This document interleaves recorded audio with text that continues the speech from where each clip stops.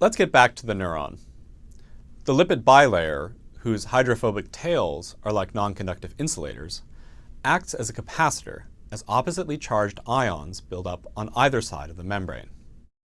Thus, while the membrane is essential to the electrical life of the neuron, its properties are fundamentally limited by the speed at which the membrane potential can change. This will become very important in the next few sections when we start talking about propagating signals. There's one more important thing to clarify before we start talking about signaling in more depth. We know that the GHK equation is calculated according to the relative permeabilities of several ions.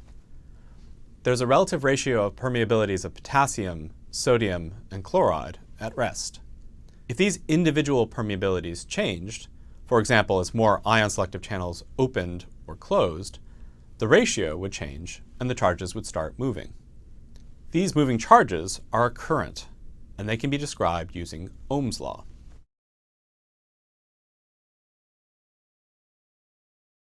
Understanding just the basics of Ohm's law will be helpful to you.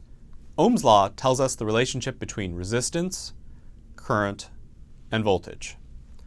Ohm's law tells us that current is equal to voltage divided by resistance, where V is voltage, I is current measured in amps, and R is resistance measured in ohms.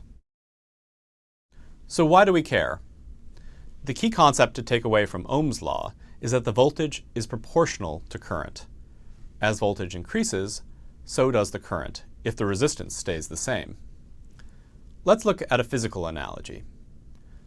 Ohm's law makes intuitive sense if you apply a hydraulic example. If we have a water pump that exerts pressure to push water around a circuit through a restriction, we can examine how each of these variables relate to each other. If the resistance to water flow stays the same and the pump pressure increases, the flow rate must also increase.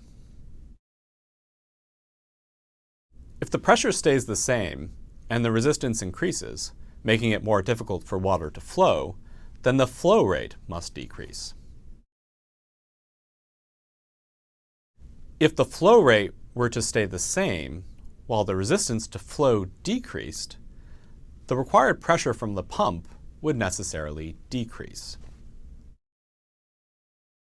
We'll talk more about how we change resistance and current and voltage, and how this relates to membrane capacitance in the next section.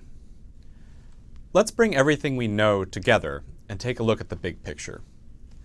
The membrane acts like a capacitor, but remember, the membrane is actually cylindrical, so we have many capacitors in parallel.